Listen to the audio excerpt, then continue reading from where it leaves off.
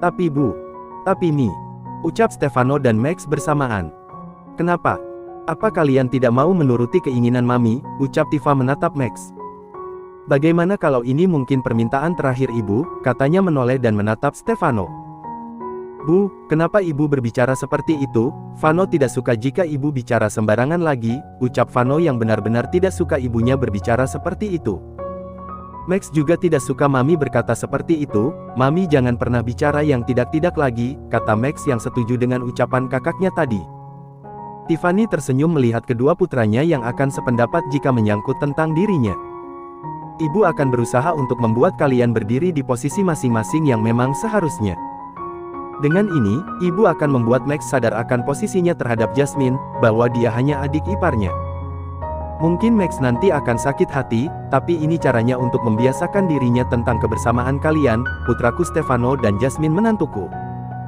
Ibu akan membantumu mendapatkan kebahagiaan lebih dulu. Batin Tifa melihat ke arah Stefano yang menunduk. Tifa tahu pasti saat ini putranya merasa takut akan apa yang tadi dia ucapkan. Karena Vano mengerti semuanya. Mengerti tentang dirinya yang sakit. Kemudian Tifa menoleh pada Max yang sedang menatapnya. Dan ibu janji akan menemukan untukmu kebahagiaan yang lain. Tapi bukan dengan istri kakakmu, kata Tifa dalam hati sambil menatap putra keduanya Maxime. Tifa kemudian memeluk keduanya. Ibu sangat menyayangi kalian, apapun yang terjadi, jangan pernah saling membenci, kalian harus saling menyayangi, berjanjilah pada ibu tidak ingin kalian menyesalinya nanti, di saat semua keadaannya berubah. Aku juga menyayangi ibu. Aku juga sangat menyayangi Mami. Kata Vano dan Max kemudian membalas pelukan ibu mereka. Jadi kalian mau kan menuruti keinginan Mami? Tanya Tifa memastikan. Dan keduanya pun kompak menganggukkan kepalanya. Dan itu semua membuat Tifa tersenyum senang. Baiklah kau suruh Jason untuk pulang, dan menjemput istrimu, perintah Tifa pada Stefano sembari melepas pelukan mereka. Stefano kemudian berdiri, Vano juga akan ikut Jason pulang lebih dulu bu, Vano harus mengambil barang milik Vano, kata Vano sekalian pamit untuk mengambil barangnya. Baiklah kamu hati-hati dan segera kemari. Ibu akan menunggumu dan menantu ibu untuk makan siang bersama, kata Tifa. Stefano tersenyum dan mengangguk menanggapi permintaan ibunya. Kemudian dia melangkahkan kakinya keluar dari rumah itu memanggil Jason yang ada di halaman rumahnya. Mereka masuk ke dalam mobil dan melajukan mobil itu meninggalkan pelataran halaman yang luas keluarga Anderson. Setelah kepergian kakaknya Max hendak melangkahkan kakinya meninggalkan sang Mami. Max tunggu dulu, nak. Sini duduk dulu Mami ingin bicara. Panggil Tifa kepada Max. Max pun duduk kembali. Tifa mengubah posisi duduknya menghadap ke arah putranya dan menggenggam tangannya lembut. Max sudah waspada jika ibunya sudah seperti itu, ibunya selalu tahu jika ada yang terjadi dengannya. Apa ada sesuatu, nak? Tanya Tifa menatap Max. Tidak Mi, Max baik-baik saja dan tidak terjadi apa-apa, jawab Max setenang mungkin agar maminya tidak curiga. Baiklah jika kamu tidak ingin mengatakannya pada Mami. Mami tidak memaksa, tapi Mami tahu kalau kamu ada masalah. Mami mengenal anak-anak Mami, jangan pernah berpikir kamu bisa membohongi Mami, ucap Tifa yang tahu bahwa putranya menyembunyikan sesuatu darinya.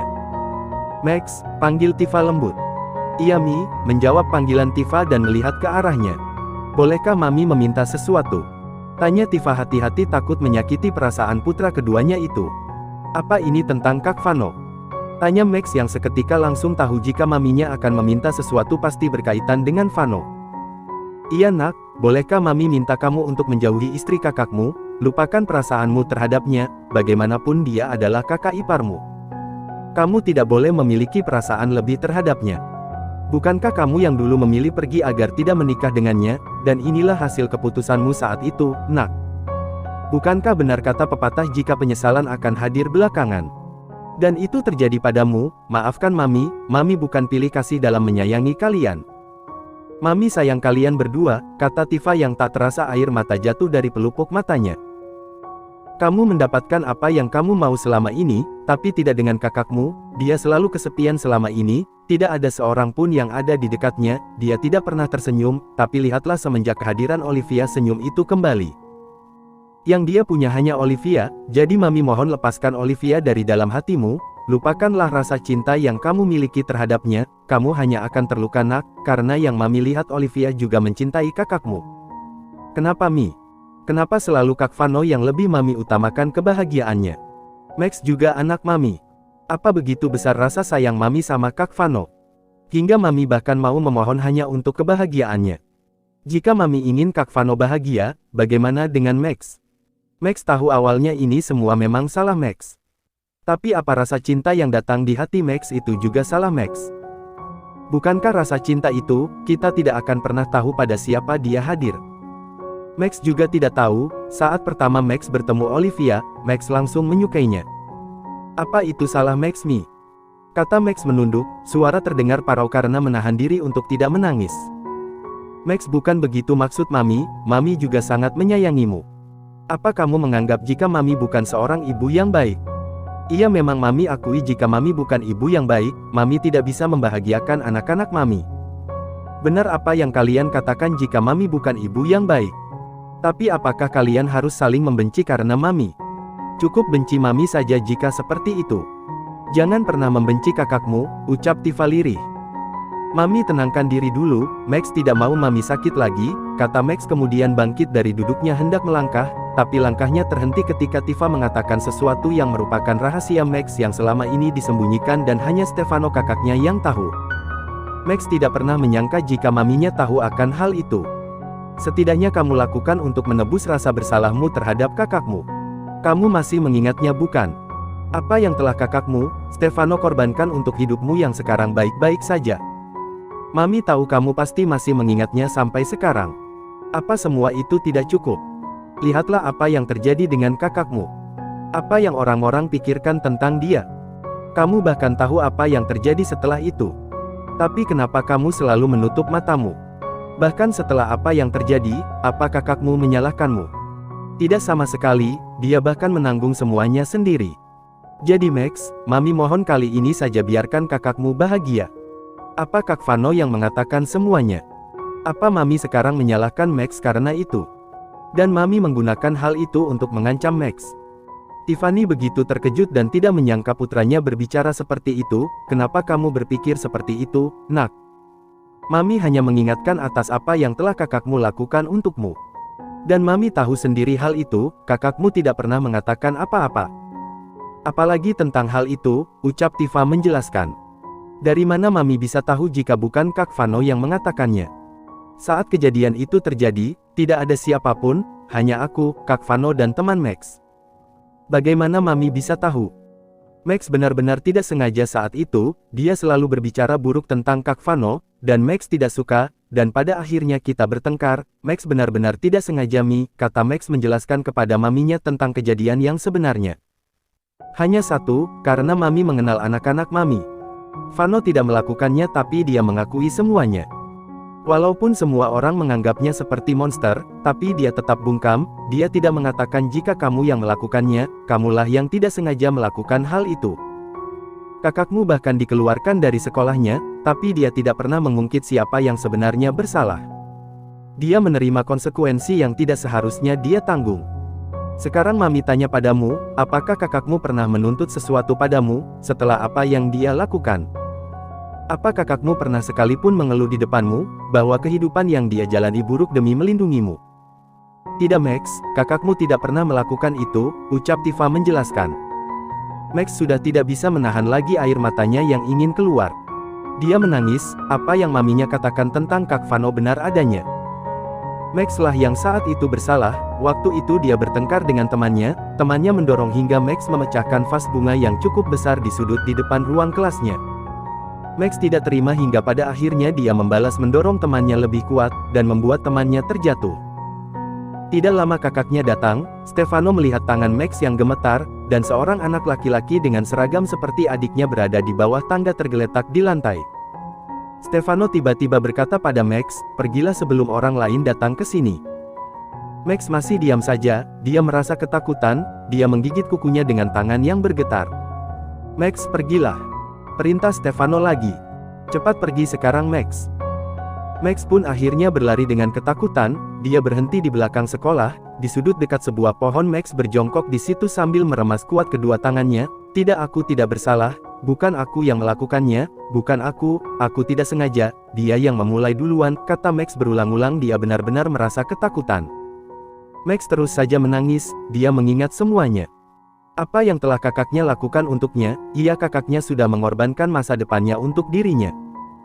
Andai saja saat itu semua orang tahu jika dirinya yang bersalah, pasti dia yang akan dikeluarkan dari sekolahnya, pasti Max yang akan jadi bahan pembicaraan orang-orang, pasti Max tidak akan bisa seperti sekarang ini.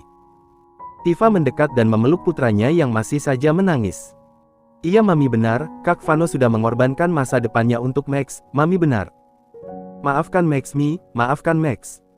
Kenapa kamu minta maaf sama Mami? Minta maaflah kepada kakakmu, nak. Kata Tifa. Kau tahu kakakmu sangat menyayangimu, walau dia tidak pernah mengatakannya, tapi Mami yakin kau bisa merasakannya, tambah Tifa. Beri Max waktu Mi, jika apa yang Mami katakan tentang Olivia yang mencintai Kak Vano benar, Max akan pelan-pelan melupakannya, tapi Max butuh waktu. Baiklah, Mami akan memberikanmu waktu, berjanjilah pada Mami, jika kamu sudah mendapatkan jawabannya, kamu harus benar-benar melupakannya, kamu harus melepaskannya. Maxime pun kemudian mengangguk di pelukan ibunya. Mobil yang membawa Stefano berhenti di halaman, mereka sengaja tidak memasukkannya karena dia akan memakai mobilnya lagi. Stefano diikuti Jason melangkah masuk ke dalam rumahnya, yang dia tuju pertama kali adalah kamarnya masing-masing. Begitu Stefano masuk ke dalam, kamarnya tampak bersih, aroma bunga yang tertiup angin dari luar, menyeruak ke indera penciumannya. Stefano mendekat ke meja nakas, di mana ada bunga mawar yang ada di dalam vas ada di atasnya.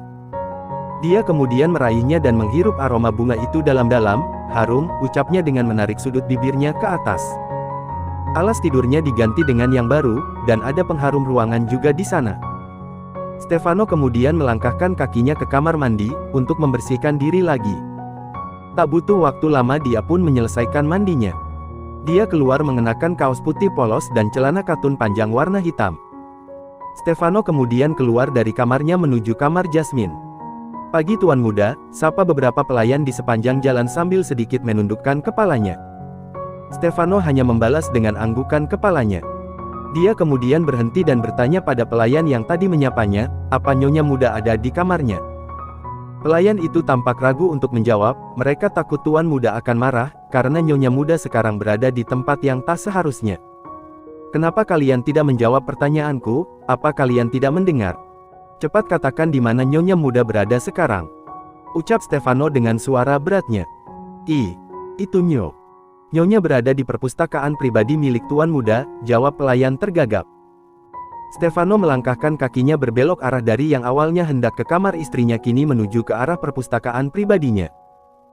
Sejak awal Stefano memang melarang semua orang masuk ke perpustakaan pribadinya, hanya dia, Jason jika diperintahkan dan Bibi Lu yang membersihkan, selain itu tidak ada yang berani masuk ke situ. Apa yang akan terjadi nanti? Apa Tuan Muda akan mengamuk lagi? Apa Tuan Muda akan memarahi Nyonya yang sudah berani menginjakkan kakinya di tempat terlarang itu? Bisik-bisik para pelayan yang terdengar setelah Stefano meninggalkan mereka.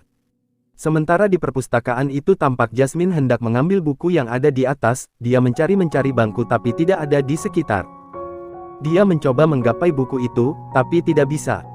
Dia melompat-lompat tapi tetap saja tidak bisa menggapainya. Tiba-tiba ada sebuah tangan dari arah belakangnya yang mengambil buku itu. Jasmine menoleh dan mendapati wajah tampan suaminya. Dia berbalik menerima buku yang diambilkan suaminya, kemudian dia menyilangkan kedua tangannya di depan dada, sementara Stefano masih ada di hadapannya dengan kedua tangan berpegangan pada lemari yang berisi buku-buku pada sisi kanan dan kiri istrinya. Kenapa? Tanya Stefano menatap istrinya. Sejak kapan kamu ada di sini? Tanya Jasmine dengan tatapan menyelidik. Dari kamu menengok kanan kiri mencari sesuatu, kemudian kamu berusaha menggapai buku ini, kamu bahkan sampai melompat-lompat untuk mengambilnya tapi tetap saja tidak bisa, jelas Stefano yang tidak memperhatikan jika raut wajah istrinya berubah kesal. Dasar menyebalkan, kata Jasmine dengan wajah yang cemberut. Jasmine merasa kesal karena suaminya ternyata sudah melihat apa yang dia lakukan dari tadi tapi tidak langsung membantu dirinya yang kesusahan mengambil buku yang berada di atas. Hah? Siapa yang menyebalkan? Tanya Vano pura-pura tidak mengerti. Seorang pria yang saat ini ada di depanku, ucap Jasmine ketus. Stefano tersenyum, melihat istrinya yang cemberut dan terlihat lucu sekaligus menggemaskan di matanya. Kenapa tersenyum? Tidak ada yang lucu. Stefano yang merasa gemas dengan istri kecilnya itu, kemudian mendekatkan wajahnya ke Jasmine, tapi Jasmine justru menundukkan tubuhnya dan melepaskan diri dari Stefano. Jasmine tersenyum begitu tubuhnya sudah berjalan memunggungi suaminya. Kemudian dia ke arah rak sebelahnya, menyingkirkan satu buku agar bisa melihat keberadaan suaminya. Begitu melihat ternyata suaminya sudah ada di depannya, kemudian Jasmine langsung kembali meletakkan buku tadi. Dan berbalik badan bersandar pada rak buku, lalu menyentuh dadanya yang berdebar kencang. Stefano tersenyum, kemudian mengambil salah satu buku begitu melihat istrinya sudah duduk di salah satu kursi dan sudah mulai membaca bukunya. Stefano pun ikut melangkahkan kakinya dan duduk agak sedikit jauh dari istrinya. Bukannya membaca buku, Vano justru sibuk menatap istrinya yang terlihat serius. Jasmine yang merasa suaminya terus menatapnya mengambil bukunya yang di atas meja, kemudian dia mengangkat buku itu dan digunakan untuk menutup wajahnya. Di balik buku dia tersenyum. Melihat itu Stefano melangkah pelan menuju di mana istrinya duduk dan kemudian dia ikut duduk di kursi yang ada di depannya. Jasmine belum menyadari itu, karena langkah Stefano benar-benar pelan. Stefano menurunkan buku yang istrinya pegang, dan betapa terkejutnya Jasmine karena suaminya tiba-tiba ada di hadapannya. "Kenapa ditutup? Aku jadi tidak bisa melihat wajah cantik istriku," tanya Stefano masih menahan buku agar Jasmine tidak kembali menaikkan bukunya dan menutupi wajahnya. "Tidak, siapa yang menutup? Aku hanya sedang membaca buku," jawab Jasmine berkilah.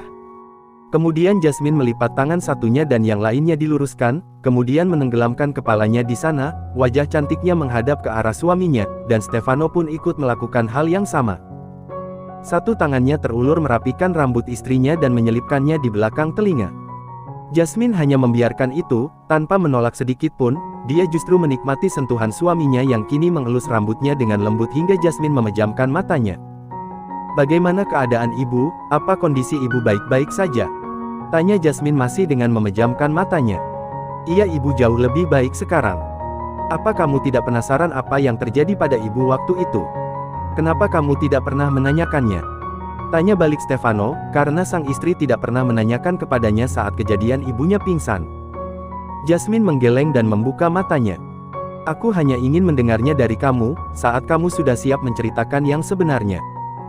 Saat itu bukannya ibu memintaku untuk tidak memberitahukan kepada siapapun, berarti itu memang benar-benar rahasia. Dan jika aku mengungkit hal itu, takutnya ada yang mendengar dan hal itu bisa saja menyebar." Jasmine kemudian mengangkat tangannya dan meraih wajah suaminya, dia meletakkan jari telunjuknya ke mata Stefano, membuat Stefano langsung memejamkan matanya. Dia menikmati sentuhan lembut tangan mungil istrinya pada seluruh wajahnya, dari mata, hidung sampai tiba jari itu berada di bibir. Tangan Stefano menangkap jari mungil itu dan kemudian dia membuka matanya. "Apa sudah puas menyentuh wajah tampan suamimu?" tanya Stefano menggoda. Jasmine hanya menanggapinya dengan senyuman, kemudian dia mengangkat kepalanya yang tadi dia tenggelamkan di meja. Dia mendekatkan wajahnya dan mencium pipi suaminya sekilas. Dan dengan cepat dia buru-buru melangkah. Jasmine terkejut begitu dengan tiba-tiba suaminya menariknya hingga jatuh di atas pangkuannya. Dengan posisi miring Jasmine terduduk, kemudian dia menoleh ke arah pelakunya, wajah mereka begitu dekat. Bahkan jantung keduanya seakan berlomba siapa yang debarannya lebih kencang. Stefano memajukan wajahnya dan mencium istrinya itu dengan lembut, menyalurkan rasa cintanya, tanpa adanya nafsu yang ikut serta. Ciuman yang cukup lama membuat Jasmine terbuai, mengalungkan kedua tangannya di leher suaminya dan membalas suaminya itu. "Sekarang bersiap-siaplah. Kita akan beberapa hari menginap di mansion utama, papi sedang pergi dan ibu sendirian hanya ditemani pelayan, ibu meminta kita untuk sementara tinggal di sana untuk menemaninya." Jasmine mengangguk, "Baiklah, aku akan segera berkemas dan bersiap-siap," kata Jasmine. Stefano pun mengiyakan. Tapi dia melihat istrinya yang tidak juga beranjak dan masih berdiam diri menatapnya. "Ada apa? Bukankah kamu tadi bilang akan bersiap-siap?" tanya Stefano. "Iya, aku memang akan bersiap-siap," jawab Jasmine. Lalu, Stefano mengernyitkan dahi merasa bingung. "Suamiku sayang, bagaimana aku akan pergi untuk bersiap-siap jika kamu tidak melepaskan ini?" kata Jasmine menunjuk ke arah di mana suaminya melingkarkan kedua tangannya di perut sang istri dengan begitu erat. Stefano terkekeh pelan, "Maaf aku lupa, ayo sekarang kita pergi, aku juga mau berkemas," katanya kemudian melepaskan pelukannya pada perut istrinya dan ikut beranjak meninggalkan perpustakaan pribadinya. Menggenggam tangan istrinya di sepanjang jalan yang mereka lalui untuk menuju ke kamar suaminya terlebih dulu, karena Jasmine yang meminta bahwa dialah yang akan menyiapkan keperluan suaminya yang akan dibawa ke rumah mertuanya. Sesampainya di kamar suaminya, Jasmine segera mengambil beberapa baju suaminya yang akan dibawa, sementara Stefano mengambil koper kecil yang ada di atas lemari. Setelah itu Jasmine memasukkannya ke dalam koper itu, dan Stefano hanya berdiam diri dan hanya melihat apa yang istrinya kerjakan. "Apa kamu suka dengan aroma pengharum ruangan yang aku pilihkan ini?" tanya Jasmine memecah kesunyian di antara mereka. "Iya, aku sangat suka wanginya begitu menenangkan," jawab Stefano yang memang menyukai aroma yang dipilihkan istrinya. "Sudah selesai, sekarang aku harus kembali ke kamarku dan ikut bersiap," katanya bangun dari duduknya kemudian mengecup Stefano sekilas sebelum dia benar-benar pergi dari kamar suaminya dan kembali ke kamarnya. Sementara itu seorang wanita sedang berada di tanah yang luas, dengan gundukan dan nisan yang bertuliskan nama, Rosalind Gotardo. Wanita itu berjongkok dan mengelus pelan nisan itu. Kakak tidak perlu khawatir, sekarang putri kita sudah bahagia dengan orang yang tepat, orang yang mungkin dulu kakak harapkan juga untuk menjadi pendampingnya. Aku sudah berusaha melakukannya dengan baik kak, tapi ada satu yang tidak bisa aku lakukan, maafkan aku kak. Aku tidak bisa memaksanya untuk menerimaku, tapi aku berjanji akan tetap menjaganya tanpa harus menjadi pendamping yang sesungguhnya. Aku menyayangi kakak dan jujur aku juga masih sama tetap menyayanginya. Aku sangat-sangat menyayangi kakak, ucapnya dengan isakan kecil dan mencium nisan itu, kemudian menghapus air mata yang tadi sempat keluar dan segera beranjak dan pergi dari tempat itu karena hari yang mulai terik.